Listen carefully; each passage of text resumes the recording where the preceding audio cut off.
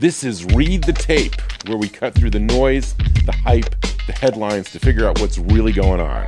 I'm Mike Shapiro, real estate entrepreneur, mentor, and guy who's been through enough cycles to know that tape never lies. Here we talk about business, life, relationships, leadership, and how to stay clear where the world feels upside down. Because success isn't luck, it's pattern recognition. And if you can learn to read the tape, you can play the game smarter, sharper, and stronger. Let's get into it. This show is about humor. Can you be funny, and how do you use humor? How do you effectively use humor in your day-to-day existence? And how important it is to have a sense of humor, because a lot of you are not going to be comedians. I would love to be a comedian. In fact, it would probably be my favorite job to do that I probably would not do well at, because I am an observational person as far as humor is concerned. I watch things and I try to do it. So is that funny, what I just did? So if someone said to me, hey, Mike, be funny. I can't be funny. It's like, do something funny. I observe something and I find the day-to-day experiences to be funny. Why is humor really important? Why is it funny? Well, it's funny that I'm talking about humor because the humor part of this is that is I actually going to watch this? Because that's funny. How many people are going to watch me trying to teach you to be a comic in your day-to-day existence? But this show is not about being a comic. This show is learning how to develop a sense of humor. This show is about how do you use it to lead? How do you use your sense of humor to get over certain things? How do you use your ability to be funny? Or how do you become funny or funnier? Or how do you observe things to be funny? I think that my entire career, my entire existence has been about my observational ability to be funny in a situation, and my ability to diffuse situations, my ability to function, my ability to do anything is associated with my ability to have a sense of humor, to observe things. There are so many different ways to be a comedian. There are people that work at being a comedian. One of the most famous people in the world as a comedian is Jerry Seinfeld. He will talk about this freely. You can look it up. He works to be a comedian. He writes jokes. He creates situations. One of the most famous people who is an observational comedian and was part of it is Larry David, or Curb Your Enthusiasm. It's part of the same show. He's an observational humorist. He watches situations, the absurdity of the day-to-day existence, and he's funny about it. That is me. I learn and lead by diffusing or engaging people and being funny. The reason I'm talking so much about comedians and humor, it's vital to your success in your business. And why is that? Study after study, okay, is about, here's a perfect example. I call it the beautiful conundrum. How many of you meet beautiful people, okay, and that's probably pretty subjective, and suddenly you want to be their friend, or suddenly they get the job or whatever, and they may be unattractive people inside. And it takes a while, you talk to them, and suddenly they may be, personality may be really ugly, and suddenly they become unattractive. How many people have you met who are really funny, but they may be unattractive? But immediately you react to that. Humor is a critical piece of getting across and making people want to do business with you, making people want to be your friend. Learning how to develop that is imperative. Always using humor during the worst parts of one's experience during the day. So in other words, when all the chips are down or everything is going to shit, okay? If you learn how to use humor or learn how to laugh at the situation, you diffuse the worst parts of this, and you can probably accomplish the goal. You can create a team associated with that. If you're laughing, if you have something that you can't correct, if you start laughing, I can't tell you how many times in business where, oh God, it just didn't work. It was a disaster. And that's funny in itself. I'm like, there's nothing more that can go wrong. And I just start laughing. And it diffuses it. People want to continue to work on the problem. Now, of course, there are things that are not funny. I mean, people that are very sick. I mean, there are obvious things that you don't want to use humor in. Okay? Do not do that. However, in most situations which are not life critical, whatever the problem is or whatever the issue is, if you're able to use humor, or if you're able to do it, whatever that case may be, it will give you the ability to accomplish the goal. Learn how to be an observational humorist. Learn how to observe people, make people laugh. You can't really lead effectively. In fact, they teach you when you get in front of rooms or you're making a speech, they teach you how do you warm up a crowd by making a joke. You make people laugh. It instantaneously warms it up. What is humor? Humor is viral in nature, okay? If you start people laughing, they want to keep laughing. It really is fascinating. And if they keep laughing, they're more engaged. If you're speaking to somebody, if they're laughing, if they're enjoying something, they're enjoying what you're saying, they're more engaged, they're more focused on you. It's imperative that you learn how to do that.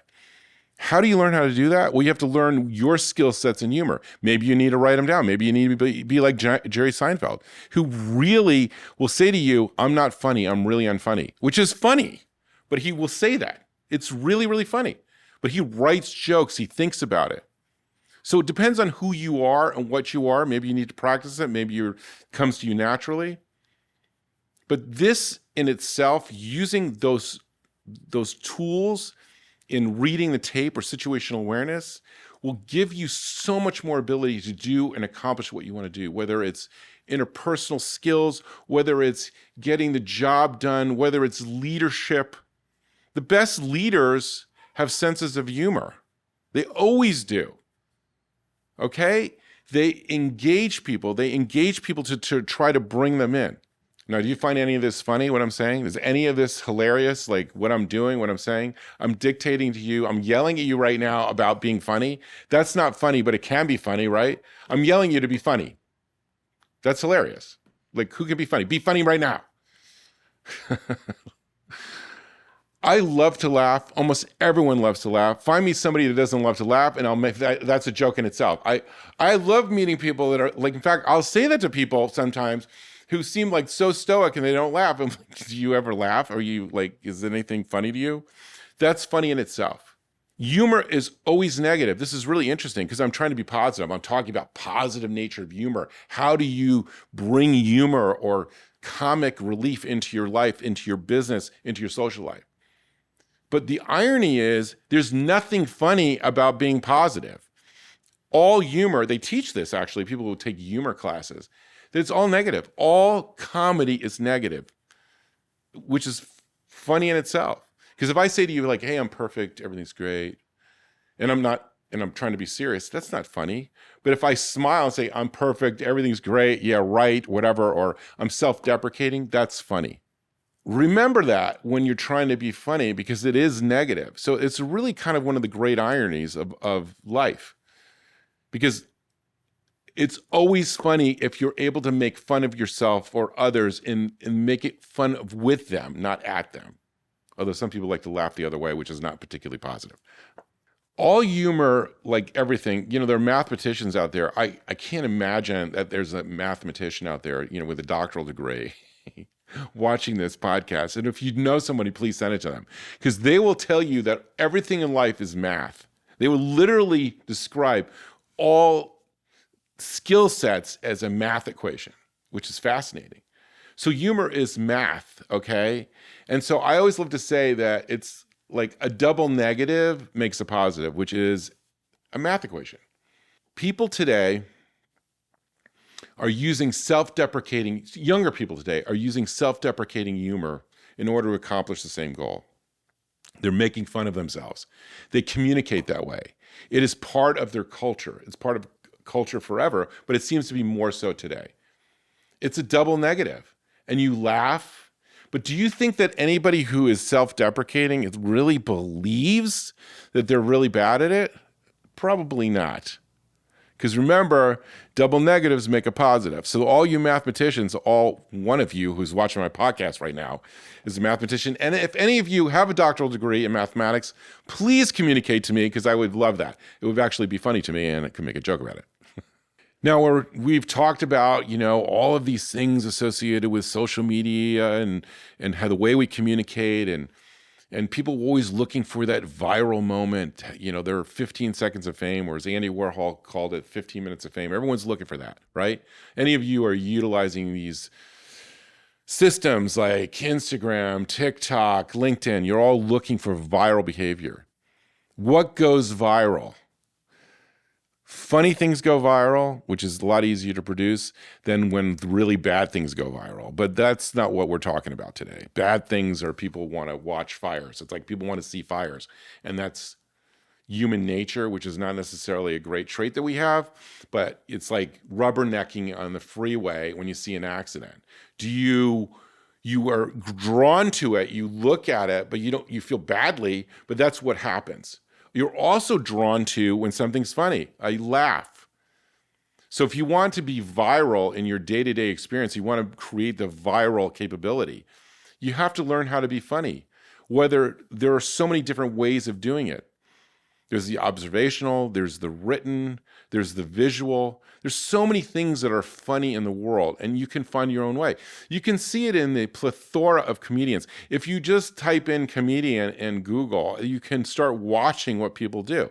And sometimes it falls flat, sometimes it doesn't. In fact, a comedian's trait, and they all utilize this on stage, is if they did not read the room and they start doing their jokes or start doing their set, and if it's not working, what do? What's the first place they go?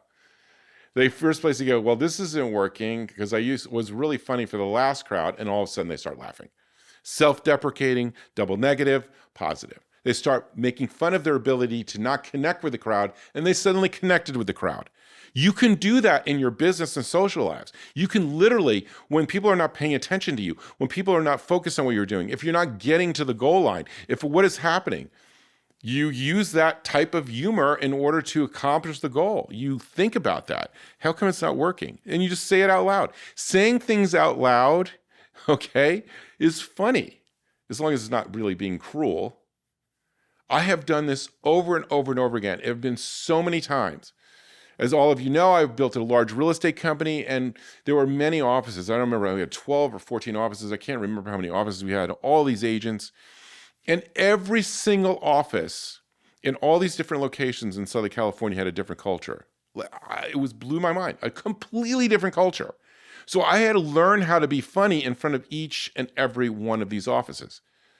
I had to learn about what was communicated. And I sometimes blew it. I remember I went to one office, which was an extremely uptight community in Southern California, which I didn't read correctly. And I brought my team down there, and I went in there as this New Yorker, and I did my humor, and it was falling flat. It was a disaster, complete disaster. However, I made my team laugh because they were in the back of the room dying of laughter because I was falling so flat. At which point, then I brought that in and recovered by saying, well, the only people that are actually responding to me is my own team, and I think it's funny that I'm falling so flat that I'm not communicating anything you want to hear, and I'm really blowing this. At which point, was funny to that crowd. They warmed up, and suddenly I was connecting. All of us have been in those places. Every single person has been in those places where you are suddenly faced with a negative situation, and what do you do to turn it around? Or you're not communicating, or you're not getting the job, or you're not getting the social interaction you want. Turn to that. Like, turn to humor. Turn to learn how to do that. You will then find yourself in a much better situation. Remember, 2 negatives make what? A positive. That's how you read the tape. Sorry, I had to use it. Having a great sense of humor means you're emotionally intelligent. You can all accomplish this emotional intelligence. Emotionally intelligent people are far better at succeeding at whatever they're trying to do. So learn how to utilize your sense of humor. There's not one of you listening to this, all one of you, maybe just one mathematician is listening to this. All of you need to learn what is funny to you. What's the best way to do this? I think I'm repeating myself right now, but the best way to do this is what's funny to you? What do you find funny? Literally. Do you laugh at all during the day? Do you laugh at jokes? Do you laugh at movies? Do you laugh at comedians? Do you laugh at your family? Do you laugh at your animals, your dogs, your cats, your fish? Do you laugh at anything? If you tell me you're not laughing at anything, well, I'm going to find you somebody that's really hilarious in nature, because I want to find that person who laughs at nothing, because that's funny. I have to meet them. What do you find funny? And then someone else is going to find that funny as well. That's how you connect emotionally to your ability to find humor. You have to find what you're moved by, what you find funny, what you find amusing. Learn how to do that, and then you connect to that part of yourself. You connect to that emotional intelligence.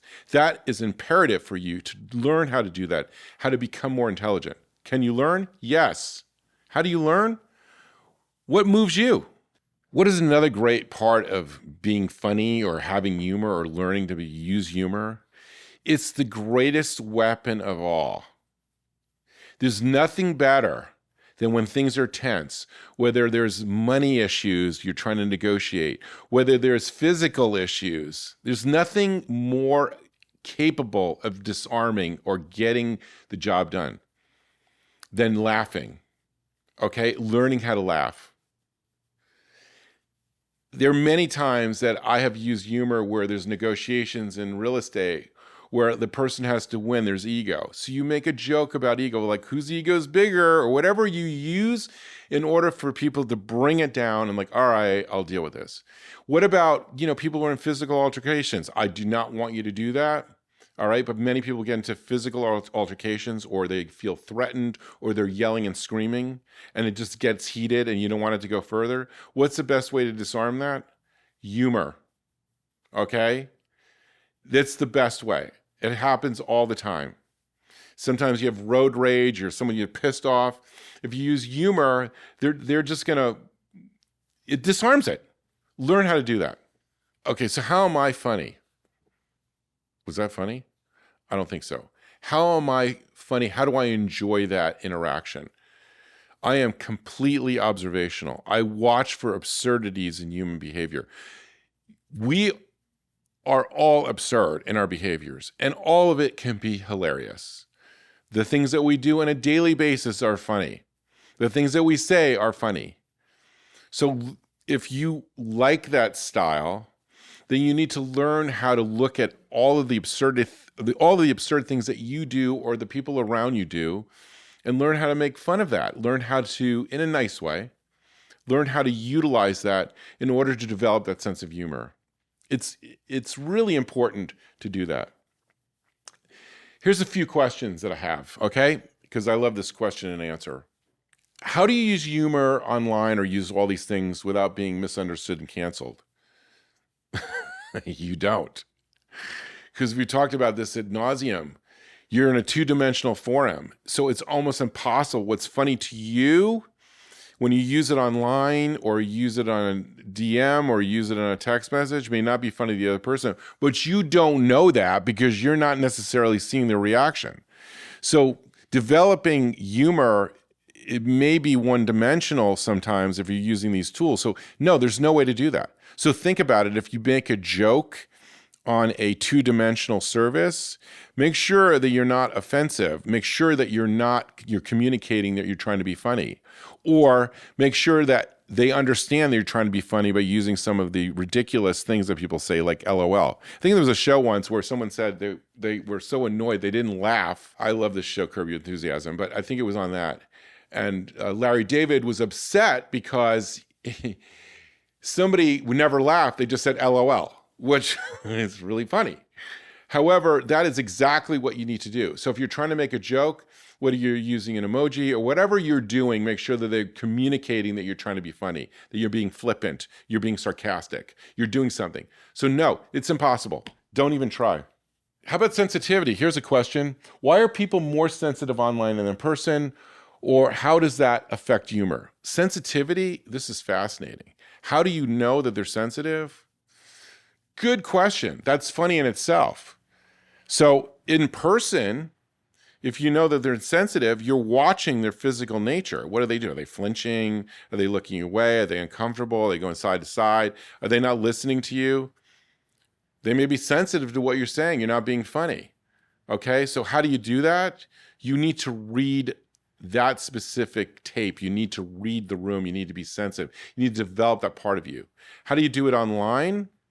Well, you probably should study that person you're communicating. Hopefully you'd met them in person. If you haven't, Look at their online presence. Look at their Instagram. Look at their TikTok. Look at their LinkedIn. Look at anything they publish. Google them. See what they're about. See if you can get some emotional intelligence in order to be funny with them, to bridge that gap, to bring them into your world, to make them laugh at what you're trying to say. You cannot just utilize what you do and say, hey, that was funny, especially in a two-dimensional forum. Great question. Why does humor make people more likable? Why does that likability equation go up? Why does that accomplish something? Because it's relatable. Humor is a relatable, emotional connection. We are wired to want to have fun. We are all wired to enjoy ourselves. We're all wired to enjoy being with someone else. We're all wired to do that. So learning to refine your skills to do that, it really brings someone in. It really creates a better relationship. Always creates a better relationship because people feel more comfortable if you are using humor to communicate to you. They can tell you, you get more honest answers, you get more honest interaction, you get more usable information. They relax. They become engaged in your conversation. They become engaged in the project. They become engaged in whatever you're trying to do. This is a really important emotional intelligence skill to develop. And the only way to do it is by practicing and learning what kind of humor you can use effectively. There's nothing funnier to me than someone trying to use humor and they don't have any timing. That is actually the funniest thing of all. When people don't have timing, how many times have you been around somebody like their timing is like way off? That's funny. But they can utilize that if their timing is way off by saying that. Hey, my timing's off on everything I say that's funny. They're just going to start laughing because what do? You're just self-deprecating in your ability not to make other people laugh, and subsequently you connected. There is an emotional connection when you're not taking yourself seriously, even if you're being very serious. Try it. It works. If you can't find a moment to laugh at yourself or laugh at others, if you have absolutely no time or no ability, or everything is always serious to you, or that's like nothing is funny to you, you're not really emotionally aware. You're not really capable of having the full human experience, and you probably aren't accomplishing the goals that you want to accomplish. So if you don't have the time or capability of doing any of this, you really need to learn how to laugh, how to sit down and laugh. Find something that you find funny and learn from that. What do you find funny? I am yet to find anybody that can't find something funny, ever. So that's what you need to do. Concluding this about humor, which is really funny in itself, that I'm trying to teach you how to laugh, even though I've given you no skills whatsoever how to laugh whatsoever other than just to laugh at me, because I am potentially telling you not to do anything correctly here. But why do you need to learn how to do this? What is it about humor that accomplishes the goal? Ultimately, it is one thing and one thing only. It is the human connection. You are connecting on a different level to everyone. People feel more comfortable. People feel the ability to communicate more freely. People will focus on what you're trying to do. Learning how to laugh, learning how to make others laugh is really important. It is a really difficult skill set. It is like impossible for me to teach you in a 30-minute podcast of how to be funny. How do you be funny? How can you be funny? You can be funny by learning to see what makes you laugh, because what makes you laugh is going to make others. So learn how to do that. Study it, and you will really learn a skill set that's imperative for your future. And watch what happens when you try it. And if you've never tried it, try it now. Learning how to be funny or having a sense of humor or humor in itself builds all the other interpersonal skills and builds your ability to read the tape and having situational awareness. It's one of the great skill sets that you have to learn how to create.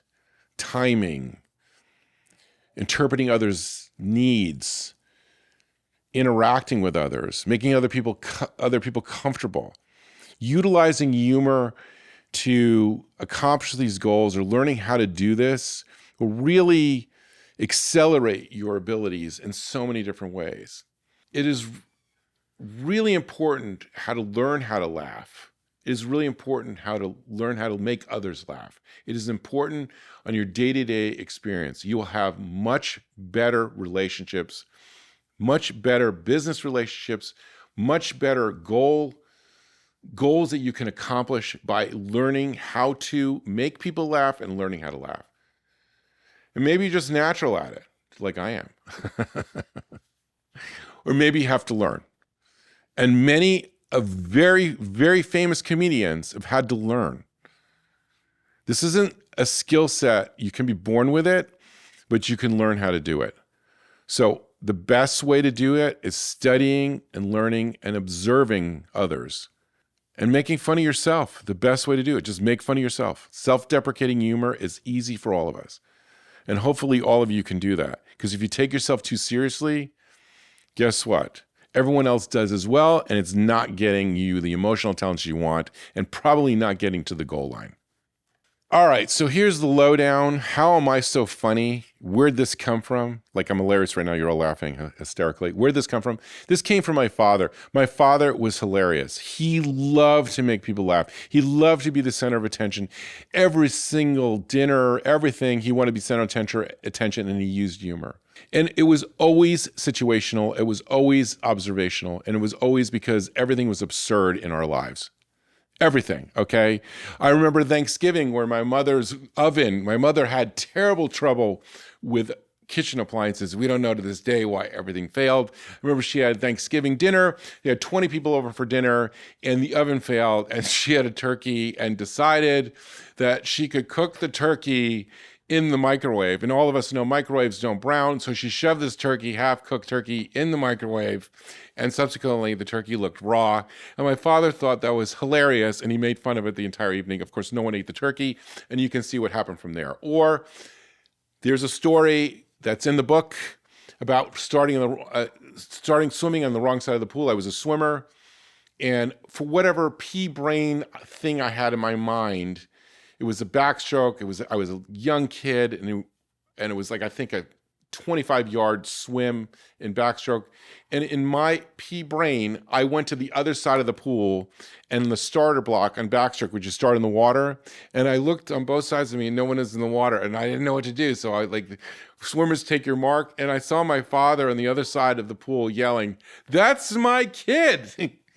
He thought it was hilarious that I was so obtuse to the fact that I was on the wrong side of the pool, and then I kept going through the motions.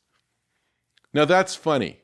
So I grew up in a household that was always observationally funny. Everything was funny to him. Every absurd situation he found funny.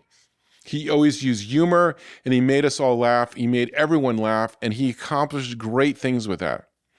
He used to coach. He was a terrible stutterer, and he became a litigator, a really successful litigator as a lawyer.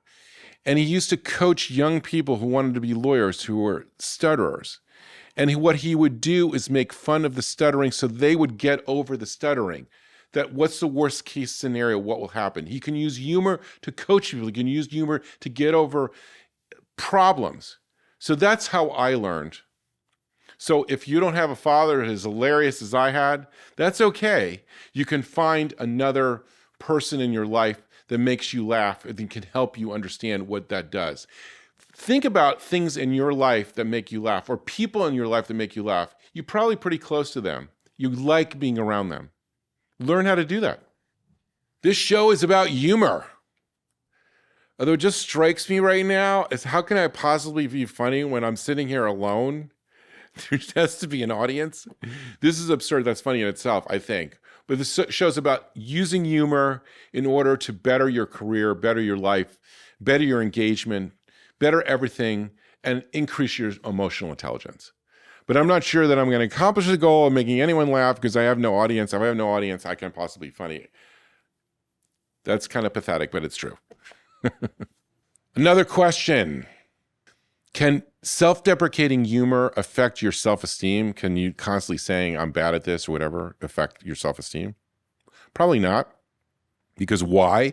Because if you're getting laughs out of being self-deprecating, you're actually increasing your self-esteem. If people are laughing at you at your own joke, it's probably increasing your self-esteem. Now, if you're telling me no, that's not happening, then don't use that humor. So I can't get into everyone else's head, but I'm just assuming that's what's happening. So sometimes people don't use self-deprecating humor, one of the styles of humor, which is being common thread today in younger people. They don't use it, or older people don't use it because they think it's a sign of weakness. I don't want to show weakness. But one of the great things about strength is showing your weakness. The strongest people show their weaknesses because they get to do what they want to do around people focusing on these weaknesses. That's a sign of strength. It's actually a sign of great strength when you can show some weaknesses because you may have strong capabilities on the other side where you're moving around.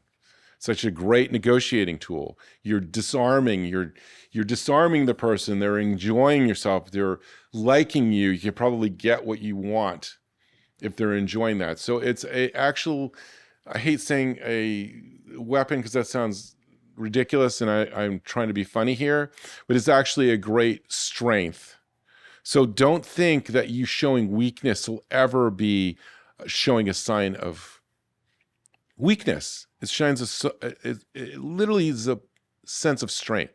Because if you can do that, that means you're strong. If you can make fun of yourself in every situation and you're sitting there and doing and accomplishing the goal, guess what? You're strong. That's it for today's episode of Read the Tape. If you like what you heard, make sure you're following me everywhere people argue about ideas. I'm talking about everywhere. Instagram, Meta, TikTok, YouTube, all under Shapiro Method. And please be sure to download and like the podcast. I'm on LinkedIn as Mike S. Shapiro, where people post their resumes and call it thought leadership. And of course, you can find this podcast on all platforms, including the ones that haven't even been invented yet. That's my line. I'm keeping it. I'm Mike Shapiro reminding you the tape never lies, but people usually do. See you next time.